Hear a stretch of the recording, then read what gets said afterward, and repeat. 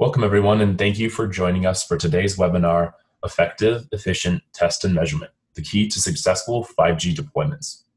Today's speaker is Kashif Hussain, Director of Solutions Marketing at Viavi Solutions. In this webinar, we will discuss the key field tests required for a successful 5G NR deployment and how to easily ensure that all physical interfaces, including fiber, coax, and RF, are properly tested when deploying, managing, and maintaining 5G services. As a note, the webinar and the slides will both be available for download after the presentation today and will be sent to you all. Please be sure to enter any questions you have for Kashif during the presentation as well. With that, I'm pleased to give it away to Kashif. Hey, thanks, Ben.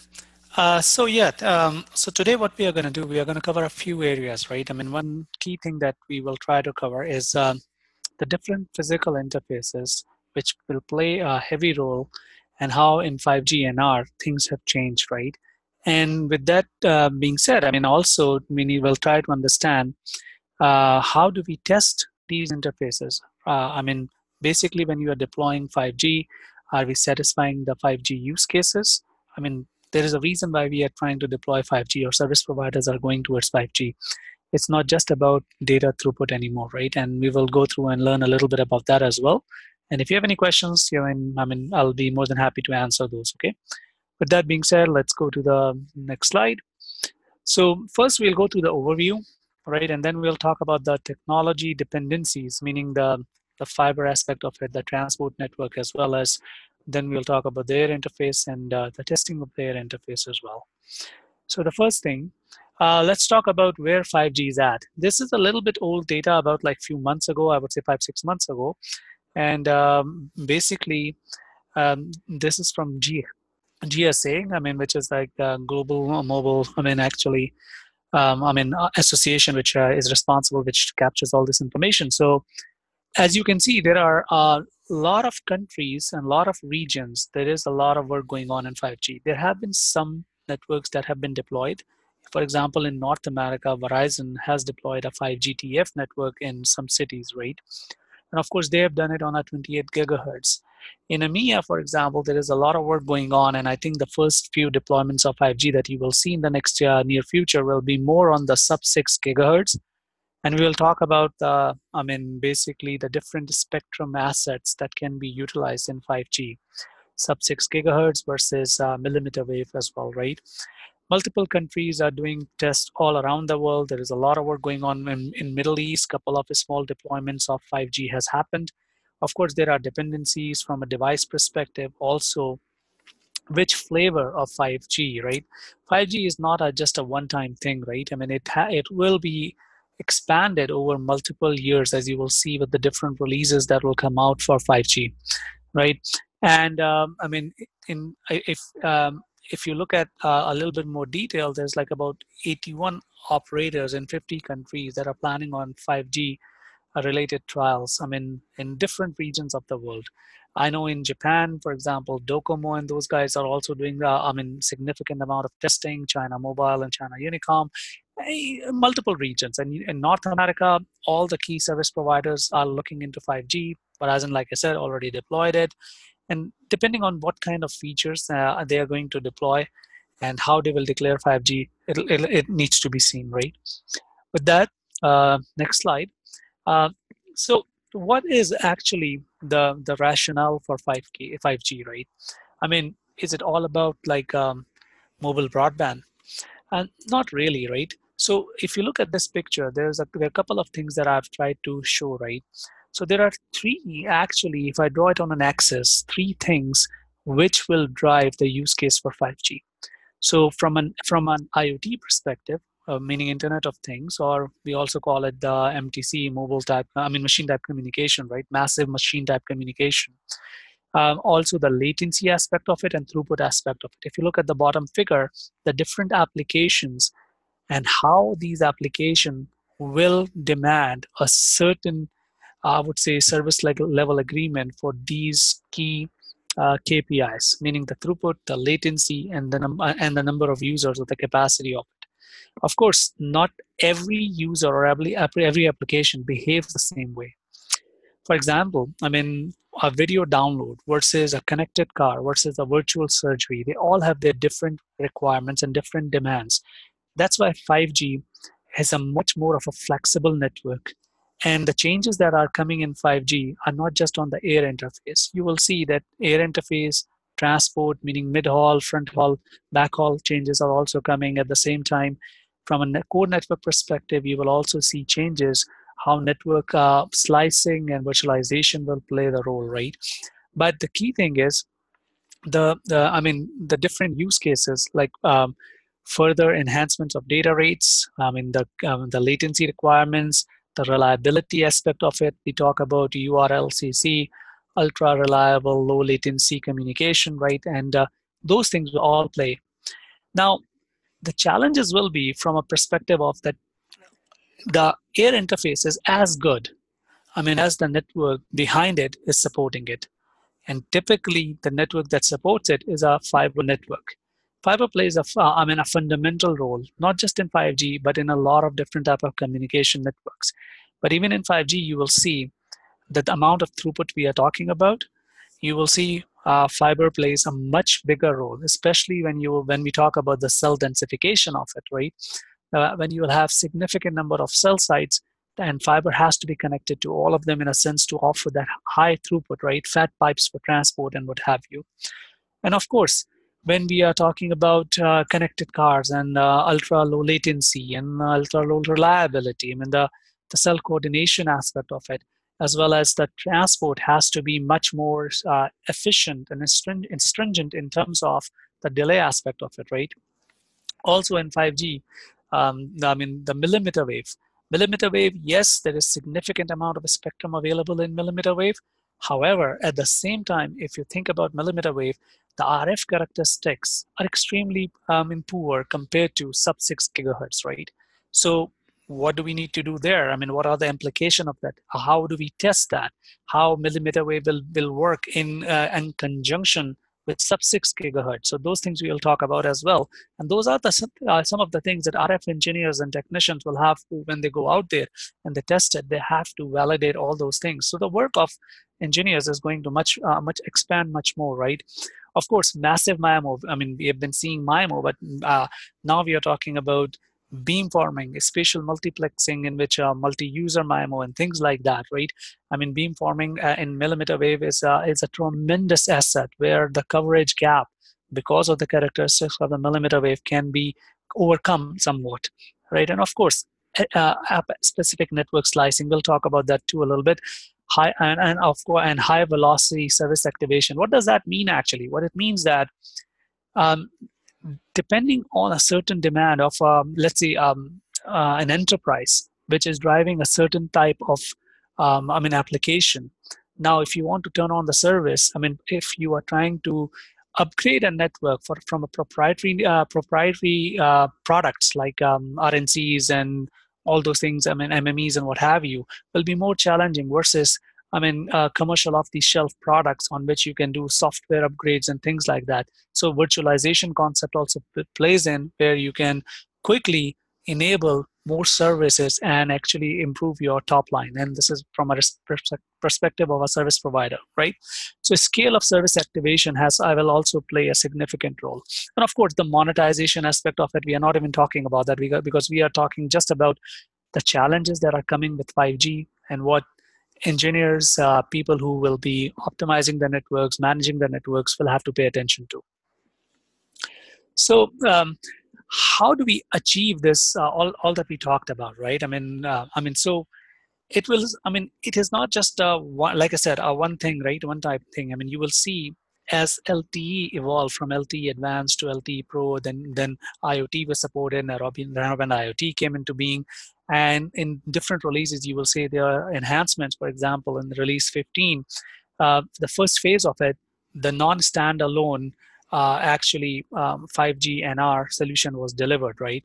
Which takes advantage of the LTE core, where the control and control signaling and all that information is still passing through the same LTE core, and the data, basically the user data can and directly or indirectly can be passing through the same eNode B or directly connected to the core in a sense, right? So In 15B, for phase 2 of 15B, a standalone operation will be supported, meaning a pure 5G, core, right? And of course, there are certain other enhancement that will come with it. But the 15 phase 1, which is, as we all know, the standards were already approved last year, end of last year, and there is a implementation being going on basically NSA, which primarily supports EMBB and URLCC and massive MIMO, right? The things that are not being supported, well, the key thing I would say is IoT, because it will take care of, or it will use the old LTE-based IoT, technology, right? However, millimeter wave and massive MIMO and all those things will be supported. Wider spectrums are supported up to 52.6 gigahertz. The standards support that from the get-go. In the past, if you look at LTE, we were like doing what's up to CBRS band, right? 3.5 gigahertz and what have you, right? But here we are talking about already from the get-go of 52.6 gigahertz. And there are significant changes are done in the numerology and all that stuff that we'll talk about, right? So 5G as it evolves, there are a lot of new things that are coming out that will be supported. Now, of course, beyond 15, you will see 16, where you will see the support for massive machine type communication and all the other things, right? Now, what are the key pain points if you look at from a service provider perspective and they're deploying it, and the engineers who will be managing these networks, right? If you think about it, there's a lot of complexity that comes with 5G. And not even taking into account that engineers will have to manage multiple RANs. You will still have a 4G RAN, and when you are deploying these 5G radios, on top of that, you will have to understand millimeter wave. You will have to understand beamforming. You will have to understand how this wider spectrums, new numerologies, subcarrier spacing changes. All these things have to be understood, tested, validated in the field. Wireless network lifecycle, if we talk about that, it starts from a feature development, right? And then it goes into the lab, then into field verification, trials, what have you. And then you go and do it as a mass deployment, right? So scaling it up. Yeah, remember, one of the fundamentals of 5G that we have always talked about is the millimeter wave.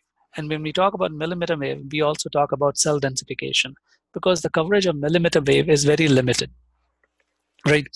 And when we talk about cell densification, then the management of it, deployment of it has to be scaled up.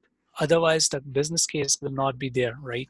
It has to be done much more efficiently. Eventually, you'll be looking at automation and things like that, through which you can much faster and in a much rapid way deploy these small cells and all, what have you, right?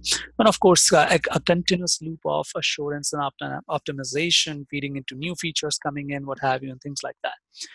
Now, there is going to be a skill gap in the beginning. Understanding the technology, how do I test it? My test equipment that is out there will not support for example, the 3GPP NR air interface, the existing ones, right? Because the signal analysis that you do, or how do you troubleshoot interference and all that stuff, that is going to be a little bit different, especially when you have TDD, dynamic TDD and things like that, and interference in those will be very different. How do you capture that versus what was in the past, right? So those things are coming, but we are working, we as a company, working with service providers to understand and of course NEMs, right? When I say NEMs, meaning the people like Ericsson, Samsung, Huawei, ZTE, those guys, right? Trying to understand how these technologies are being delivered, so we can help service providers do this much more efficiently. So complexity in validating millimeter wave is another challenge, and of course, all of this has to be done with CapEx and OpEx in mind. Because at the end of the day, it is a business, and we have to manage our operational expense and as well as our capital expenditure. So those things are key pain points for service providers. And to resolve these pain points, one of the fundamental thing is the rigor of test. If I test my products in the lab environment, ensuring that everything that is delivered out there in the field has been validated and simulated and emulated within the right test criteria, I will have a much more confidence to get to a better time to market. So that's the reason. If I do that, then in that case, guess what?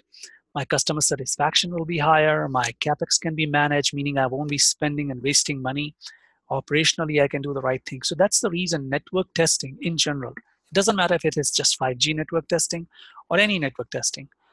Otherwise, you will have significant customer churn, which will impact your bottom line and top line as well. So those are the things we have to understand why testing is required. If testing is not done properly when you are launching a network and while you are managing it, it will impact your overall business case for the network. So let's get into some of the meat of the technology. Okay, so one thing that's always overlooked in most cases by, I would say, engineers who are working in the field, especially on the air interface side, that whenever a throughput problem happens or any network related problem happens, right, the first thing everybody blames is the RF, like something, there's an interference problem, the site has a problem, what have you. But at the end of the day, your RF interface is going to be as good, or your performance is going to be as good as your connected network to that cell site is, which is usually typically a fiber network. There is significant deployment going on in the world right now on 5G, on fiber because of 5G. And I've just put some data points. I mean, once you guys will have the slide, you can click on it. The link will show you. I mean, significant. We are talking about billions and billions of investment that is happening in multiple parts of the world, right, to deploy more and more fiber. And guess what? When we talk about 5G, there's going to be 20 to 30 times the number of small cells, especially if we are talking about mmWave and higher frequency bands, right? Because the coverage areas will be small. And both of those things have to work in conjunction with each other. I mean, meaning the larger footprint cells, the macro cells versus the small cells, right? 5G is likely to fully utilize the dedicated fibers and wavelengths that are out there because of the throughput that we have been talking about so much, right? And of course, the more fiber you will have, the more endpoints you will have, the more the failure potential out there. So validating all those things will be extremely important, right? And the big challenge as customers have, right? I mean, there's a lack of number of fiber experts. Just because the light turned on the digital unit, right, or on the radio unit when I connected the fiber, that does not mean it is working well. There can be small impurities on fiber connections that can literally, I mean, reduce the performance to, I mean, to 1/3 or even less than that, right? So we have to account for that as well. So that's why I'm bringing, although my background is RF, but I'm bringing fiber more into the discussion because I'm seeing those challenges out there and people are facing when they're going out in the field. So there's a question for everyone. This is a generic network diagram looking at from the core to the metro, access, and premises, right? Where do we think that fiber inspection happens today? I mean, a simple answer is literally everywhere, because everywhere there is a fiber connection, and there is a fiber connection, you need to test that. Okay, so now let's get into the transport aspect of it. So today, I mean, if you look at the Fronthaul, right, you have a CPRI Fronthaul. CPRI-based Fronthauls are already known for their stringent delay and jitter requirements. And even they are quite inefficient when it comes down to throughput, right? So CPRI is not going to scale for 5G. For 5G, when we are talking about the challenges for 5G transport are, you need ultra low latency. You have synchronization issues. You will have, you have to support massive machine type communication, tighter security, gigabit throughput. All these things have to be considered from a transport perspective. And of course, for URLCC, I mean, there is like latency requirement of 0.5 milliseconds, right? So those things have to be understood and considered. And because of that, I mean, there are industry initiatives, for example, the next generation Fronthaul initiative, that is the interface initiative that's going on.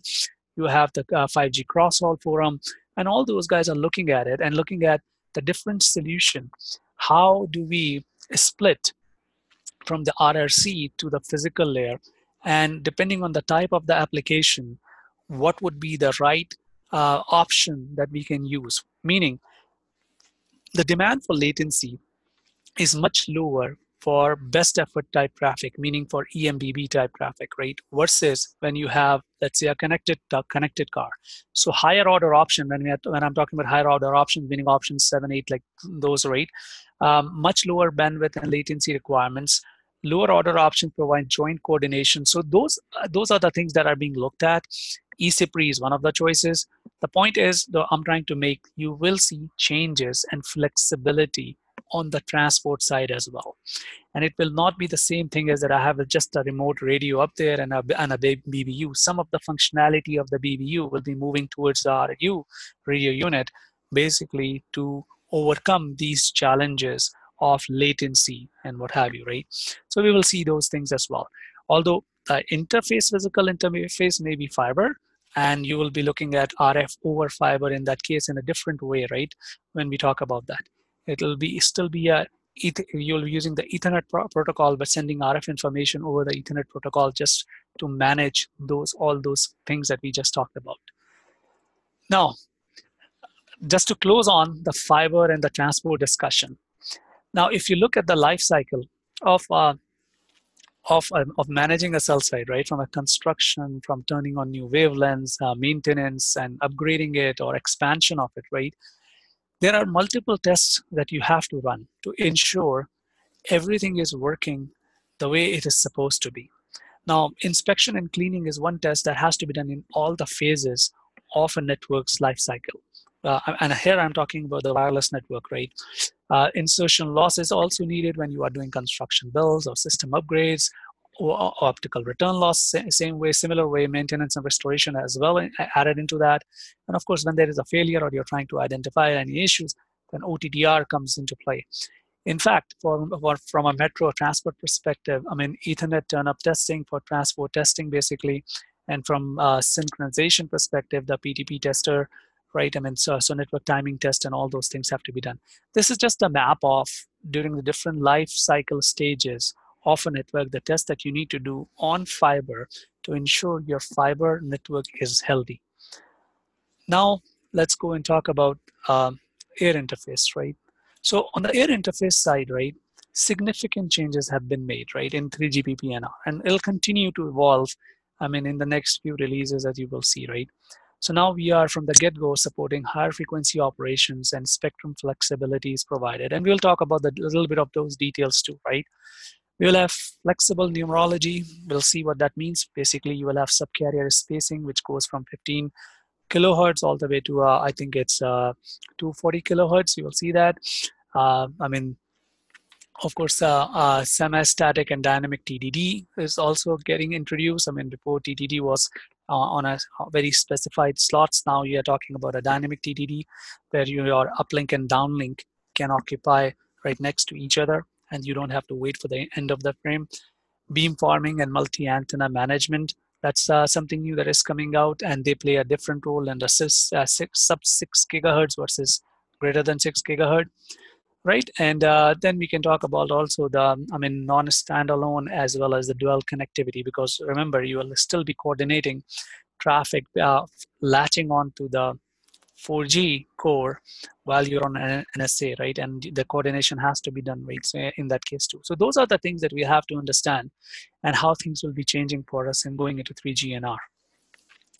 Okay, so at a high level, just to show you the difference, the picture on the right hand side, I just wanted to share with everybody, right? I mean, why millimeter wave plays such an important role, why we talk about the throughput, right? Just to give you a visual idea, the amount of spectrum that is available in the millimeter wave, anything from, let's call it 34 gigahertz and up, or like 30 gigahertz and up, right? And you look at it, there's significant amount of spectrum available. If you look at everything below 6 gigahertz, the total spectrum is somewhere around 1 gigahertz total.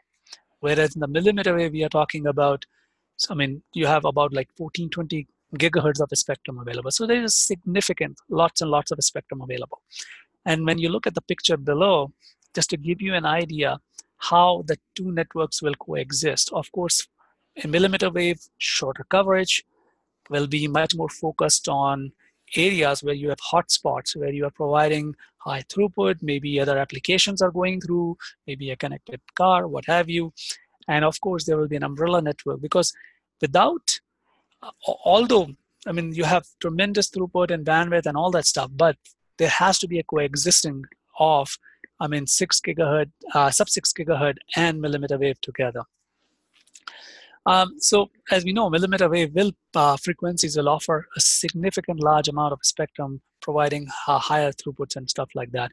Massive MIMO can help as I originally mentioned, right, to improve the coverage, but the sub 6 gigahertz network will play a vital role in order for this thing to be successful. This is just to give you a high level overview, right? Now, what changes are being made? So I talked about flexible numerology, right? If you look at it, the subcarrier spacing, the formula is at the bottom, right? So you have a 15 kilo. So what is FR1 and FR2? So let me tell you, FR1 is the sub 6 gigahertz with frequency range 1 and frequency range 2, which is above the 6 gigahertz we'll be talking about, right? So there are a few nuances and differences between FR1 and FR2, right? So a lot of stuff has stayed the same so that it is backwards compatible, so that LTE network numerology and the 15 kilohertz subcarrier spacing allows that for that, right? And so you can see in the downlink is the same as LTE. You will be using cyclic prefix OFDM. Uplink you will have CB OFDM, and of course in DFT OFDM will be used in higher frequency ranges, right? Duplexing will be same FDD and TDD.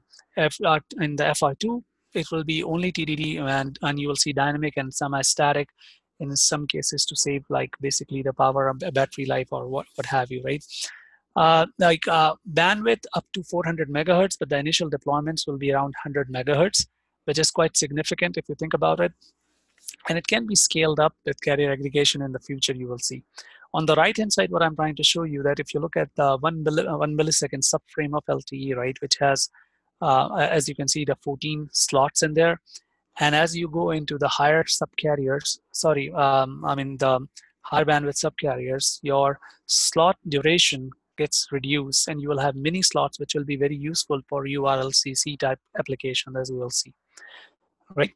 So going into the next slide, right? 14 symbols per slot, which is the same. However, when the subcarrier spacing is going to increase, the length of the slot is going to reduce. Remember, the idea behind all these slides is to share with you the differences that are coming your way, and then how you will test will also be changing. Your signal analysis will be changing. I'll talk about like if you have a dynamic TDD, how do you identify interference? Before, we were able to test for interference easily using gated sweep feature and what have you. Now, gated sweep feature may not work in that case because you don't know where the uplink and the downlink are starting, right? So anyway, slot aggregation will allow data heavy transmission, and many slots, like I mentioned before, will be defined for shorter data transmission for URLCC type application, right? So you can quickly send more, can send data without waiting for the end of the whole duration. You can start transmitting earlier, so that will improve the latency. So this is from an air interface, the changes that are coming, right? On the MIMO side, right, when we talk about massive MIMO, a significant number of antenna elements, right? When you're talking about like 10 to 100, like 64 by 64 or 128 and the antenna, right?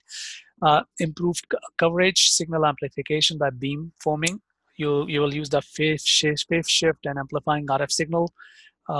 Basically, you're very much path loss limited, and thus greater than 6 gigahertz. So, using beamforming, you can take advantage of that, right? And of course, for high XL capacity, by providing spatial multiplexing for and simultaneous users, you can take advantage of that in the sub 6 gigahertz as well. This basically technology will allow us to do that. So when we talk about beamforming, right? So beamforming is the ability to generate and shape multiple beams using a much larger antenna array, and by manipulating the phase and amplitude, right, of those arrays, right? And what the UE does, it will identify the SSB, which is the synchronization signal block, right? Which will basically, what happens that there's a beam index, which is part of the, and you will see in the test that we are, the test screen, right? That basically the SSB index will be used to identify that particular beam by the UE. And if it matches the certain criteria from a threshold perspective on the RF signal and all that stuff, basically the UE will identify it in the PRACH, basically the random access procedure, that this is basically the beam I want to attach to. And of course, that's how the coordination between the two will work. And of course, there is a constant cycle going on between measurement and determination and reporting of it. And of course, that if there is a failure, then there is a failure procedure as well that has been identified. So that, I mean, if you have to go to a new beam, that can be done. The point is, all this test, you can test all these things even today with products that are out there, and I'll talk about that in a minute, right? But beamforming is something new for engineers. They will have to learn how to deal with that, validate if the beams the way they're supposed to be defined, and if there is any configuration they can do from a network perspective, they can to improve the overall performance of the network. Okay. So now let's go into the testing of their interface, right? So just like any other technology in the past, right? RF characterization and conformance test is one thing which you will always do to validate the channel power, occupied bandwidth, and of course, adjacent channel leakage, validating that you are not like basically going into spectrums where you shouldn't be and what have you. So basically, you're validating the RF environment. I mean, today you can do that with a Cell Advisor 5G, a product that we came out with. You can validate the emission mask and all those things as well. That's the fundamental test we do when we are launching new technologies and stuff like that. And of course, persistence spectrum and spectrogram. Why do they play a significance? The fundamental reason is now, I mean, if think about it, I'll give you a use case. For example, dynamic TDD, right? I was just talking about dynamic TDD. In the case of dynamic TDD, you don't know where your uplink and downlink is. So, I mean, before you had a gated sweep feature, which allowed you basically to know where the uplink will be and the downlink will be. So as a result, okay, so when somebody's transmitting on the downlink, you know this is the starting point. So that signal coming in is not an interference. However, now with dynamic TDD, it will be difficult. So having persistence and a real-time spectrum analyzer which captures every signal without slowing down or without omitting any results for those certain frequencies, you can see a true shape of it. So if there is an interference signal that shows up, you can identify that, and you can see just because of the function of the real-time spectrum analyzer, you can see if there is an interference caused by uplink or some other source on the uplink in that case, right? So persistence plays a vital role in identifying interference sources for in those situations, right? Of course, I mean, in 5G carrier aggregation up to 8 carriers, you can validate that. You can, like for example, in this on the right-hand side, you can see the different channel frequencies that we have. With respect to the PCIs, and of course, you can validate the SSB index. So you can see how each and every carrier is behaving.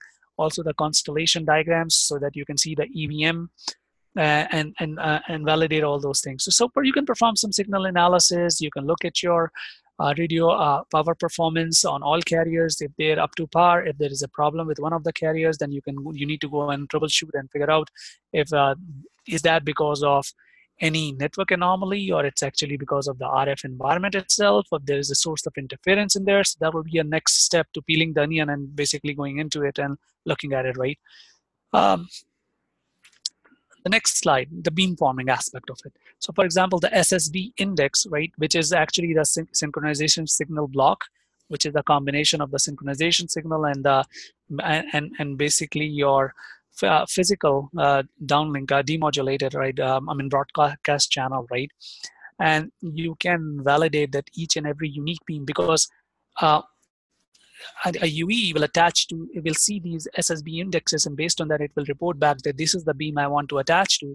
And you can validate if they are all coming at a different signal level, what have you. So the RSRP, or signal to interference to noise ratio, and all those things you can analyze to validate these beams are actually coming out the way they're supposed to be, or any configuration or required or what have you. So that's pretty much from a beam perspective. Now, also you can validate the coverage, the cell site coverage, using this Cell Advisor 5G I just talked about. So you can see the physical cell ID, the beam index, the beam power, signal to noise ratio. You can see the propagation at 28 gigahertz in this case, or different signals, what have you, and of course the beam availability and the overall cell coverage.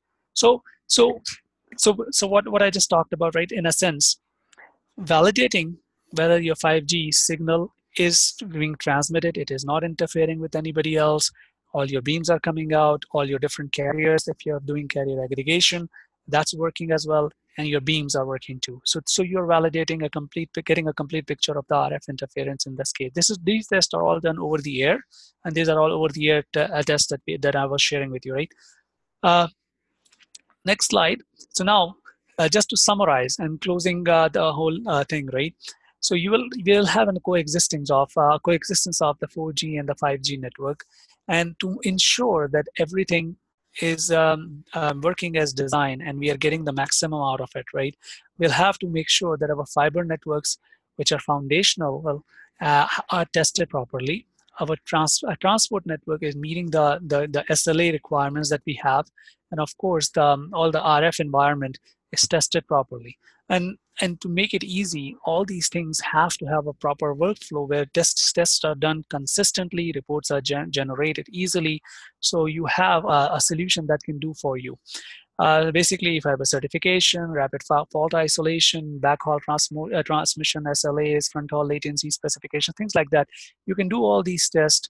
I mean, in some cases, even virtual probes can deliver that too, and we offer those virtual solutions as well, right? So I mean, basically, with using CellAdvisor 5G and our MTS2 2000, you can run an end-to-end test for any cell site that you may have out there. Okay, with that, I mean, questions. Open for questions, Ben. Great. Thank you so much for that presentation, Kashif. So first of all, just as a reminder to the audience to enter any questions that you have for Kashif, happy to answer. First question here, when do you think that the commercial 5G NR networks will be deployed, and what's the rationale for them? Yeah, so the thing is, the biggest hurdle typically, I mean, and we saw the same thing with 4G and 3G, right, is the timeline for the devices, right? You see today, for example, Verizon that launched, I mean, they announced it publicly that the 5G network that they have deployed, the one which is on TF technology, right, which is has no, which is a fixed wireless network, right? So they have CPEs, right? And I mean, those are customer premise equipment that they attach to the outside of the building. So those are available today. And they're basically transmitting signal and trying to figure out, I'm going to assume that they're trying to figure out a direct line of sight to that so that the best available service can be delivered. Now, I mean, moving forward with that, you have to imagine that these UEs, user UEs have to come out. Of course, they will be all new UEs, which will have to have support 5G, I mean, compatible radios, radio front ends, right? I mean, remember we talked about MIMO as well, taking advantage of MIMO in this case, and massive MIMO we are talking about. So the number of antennas have to be increased as well. So all these things will be quite complicated. I mean, from a radio side, you have enough power always available because you are at the base station. Devices are usually limited in power. So all those things have to be considered. And once those UEs start coming out commercially, I'm expecting, based on the roadmaps that we are seeing, right, somewhere around 2019, there'll be a few of them, but 2020, we expect a lot more. And by that time, I mean, the other challenge is today the standards are being solidified, things are changing, and they're dynamically moving, right? And you will see these new devices coming out. Once the devices are out there, then you will see true deployment of 5G NR. You will see trials, you will see some of the applications of 5G, but the true 5G, in my mind, will come around somewhere commercially around late 2019, 2020, and it will continue. And as new features are deployed, new applications are implemented, we will see those. Wonderful. And Kashif, you didn't talk too much on network slicing, and there's a lot of discussion on that. Could you go into that? Oh, yeah, okay. Thanks. Networks slicing, I mean, so think about it this way, right? I mean, as we originally talked about the different applications of 5G. So what if I want to offer a service for massive machine type communication in an industrial park or something like that? Now, that industrial park, my requirement may be very high latency requirement, for example, right? And I mean, because the robots are working, they are talking to each other, what have you, the coordination has to happen. Now, the SLA requirements will be much more different for that kind of environment. My throughput may not be so much because these are bytes of data that are constantly being transmitted between these robots, what have you, on how they are performing, how the next step would be or cycle would be. Just giving a hypothetical situation, right? So in a situation like that, if you think about it, that specific network slice, my quality of service end to end has to meet a certain criteria. Now, in that case, I can create a network slice for that where my RF requirements, my transport requirements, and all that stuff. Now, this concept of network slicing and validating will be a little bit different than what we see today. Taking another example for, in a same network, you can have, a massive coverage for the whole neighborhood, and then there are connected cars which are driving underneath it with a very stringent requirement for a URLCC type thing, right? Where a vehicle is talking to another vehicle. That's can be another network slice within the same network, right? Again, the SLAs are different. Their KPIs will be measured differently. Their failures can be much more catastrophic than, if I'm not getting my email today, right? So those things need to be considered, and those network slices need to be tested, and the assurance aspect of it will be extremely important in that case, and how quickly we can respond to those failure reasons. Okay. Thank you. And what about interference management in 5G? Would it be any different than it is in 4G? Yes, somewhat. If let's think about it this way, we just talked about, right, the TDD aspect of it, right? If you think about it, what is interference, right? The presence of a signal that actually is not helping the transmission of data or voice, right? Any signal in the same frequency or band, when let's say I'm downloading data, right, can cause interference. Interference can be internal to the network, external to the network, can be because of a PIM, intermods and what have you. What makes it more complicated is the scale of the network deployment that will be happening. Imagine the amount of coordination that needs to be done between the cell sites, because if I am transmitting, this guy is transmitting, a macro cell is transmitting, and we are taking the same slots, coordination is the key. On top of it, when we are talking about the TDD, the dynamic aspect of it, right? And I talked about it a little bit, right? Where, at what point I go from uplink to downlink and downlink to uplink. The signal that is on the uplink side, that I was expecting, it's not there. So that the downlink, is it like source of interference? How do I separate those two out? So that kind of analysis will be required, and that will be quite challenging. Having the right tools, something like a real-time spectrum analyzer with persistence can truly help benefit there, right? And it can reduce the time it takes to identify interference sources. And interference will become, as more and more RF sources will be out there, the potential for interference will keep on increasing, right? Okay. Thanks. What are the 3 most important air interface KPIs for 5G NR? How are they different from 4G KPIs?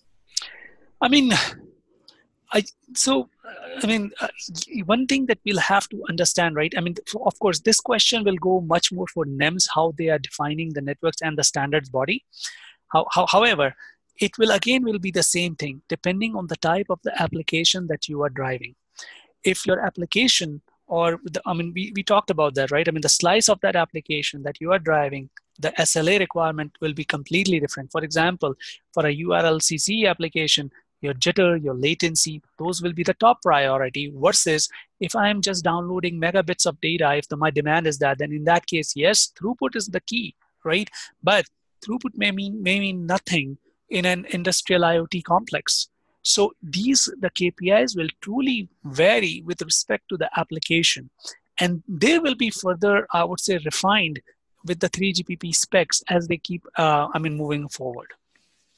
But again, it will be application specific.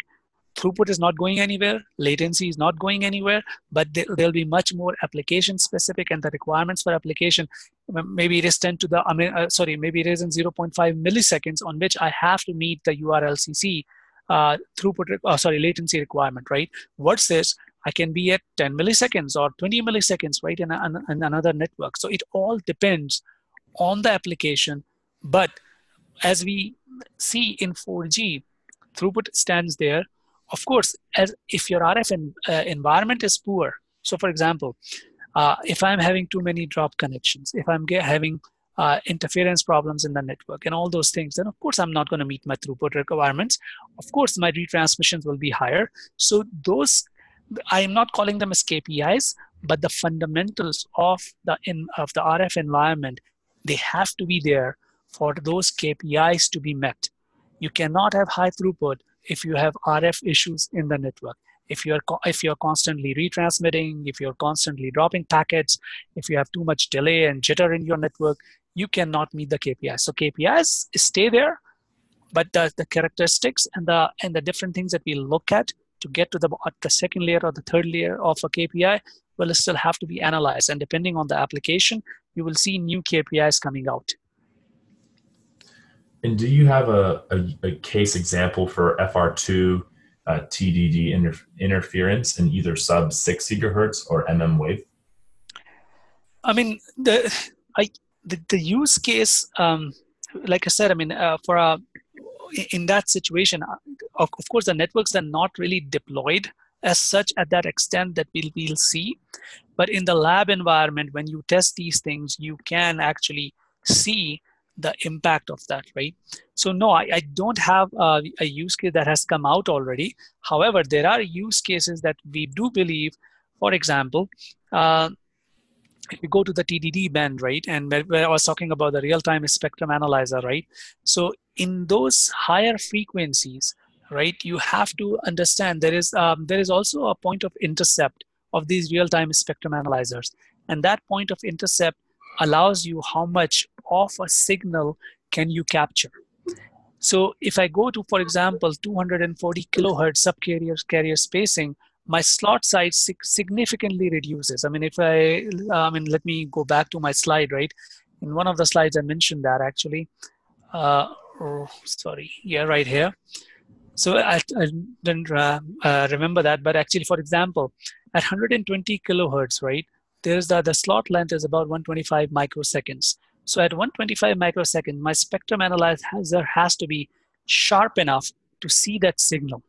If my spectrum analyzer has a POI, point of intercept of 125 microsecond, then an interference that is caused at that FR2 band or in millimeter wave, right, or even in FR1, right, I should be able to see that spectrum problem or basically the RF issue in that spectrum. Not many spectrum analyzers can do that, by the way. So when you are buying a spectrum analyzer and looking into it that, okay, can I use this real-time spectrum analyzer to troubleshoot interference caused at, in an FR1 band?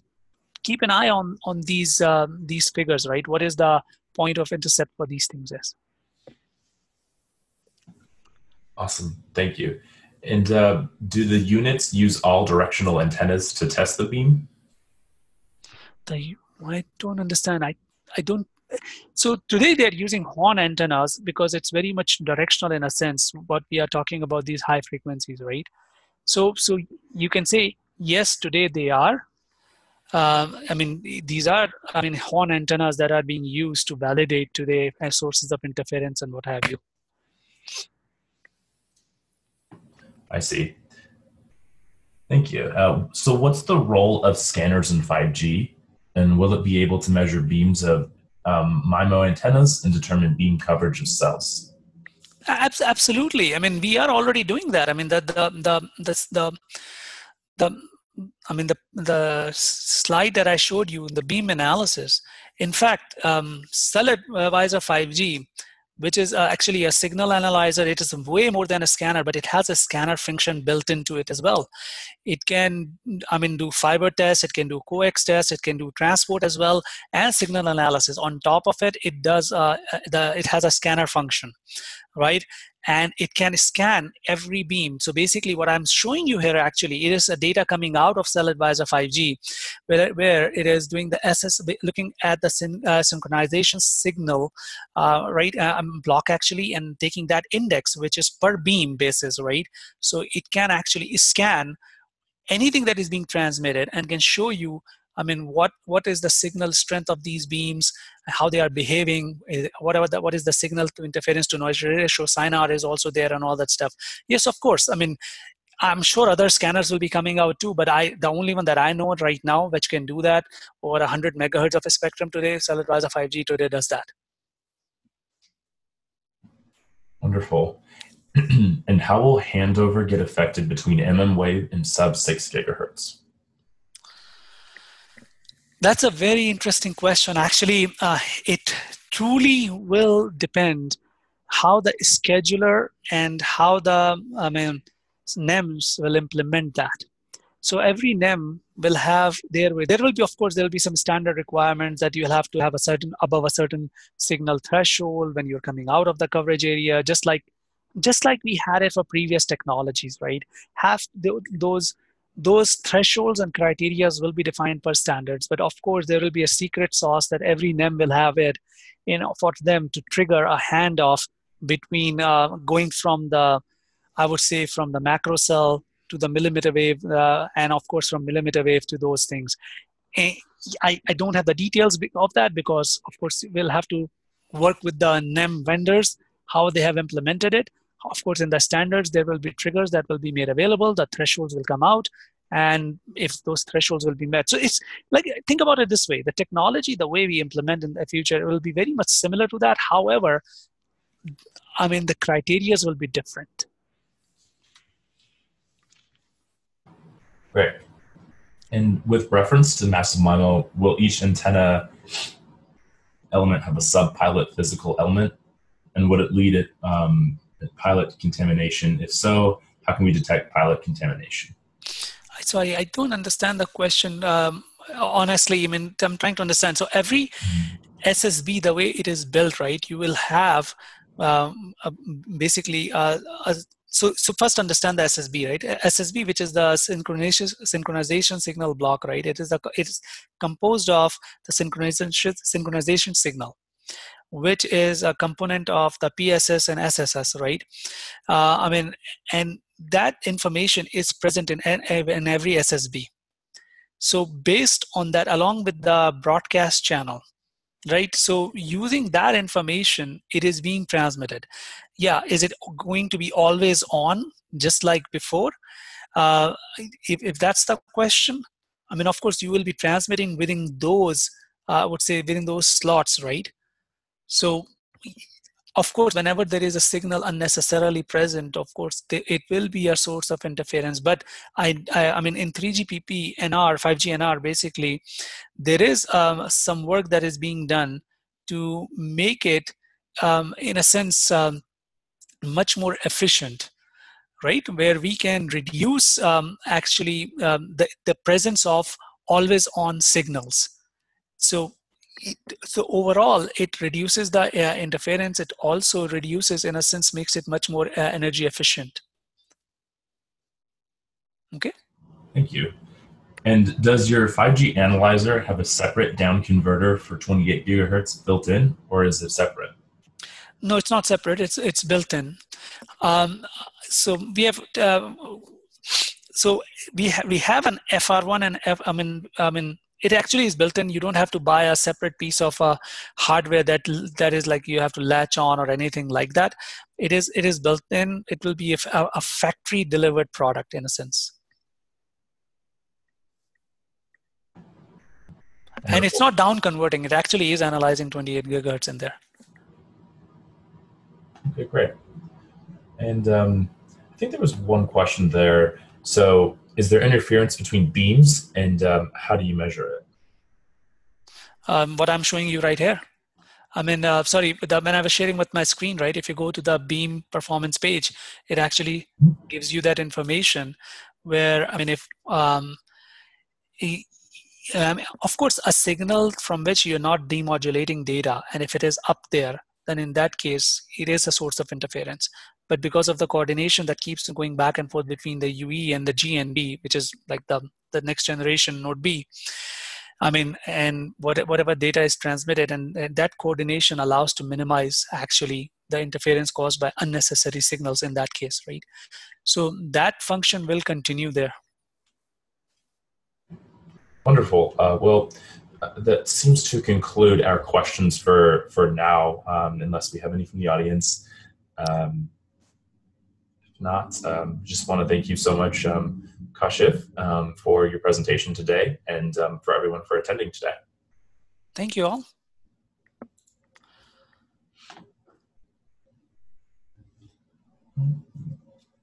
Right, looks like we do. So we do have a fairly long question there from the audience, but I think what we'll do with that, since we are pretty low on time, is we will follow up with that question. So thank you all so much for your time today.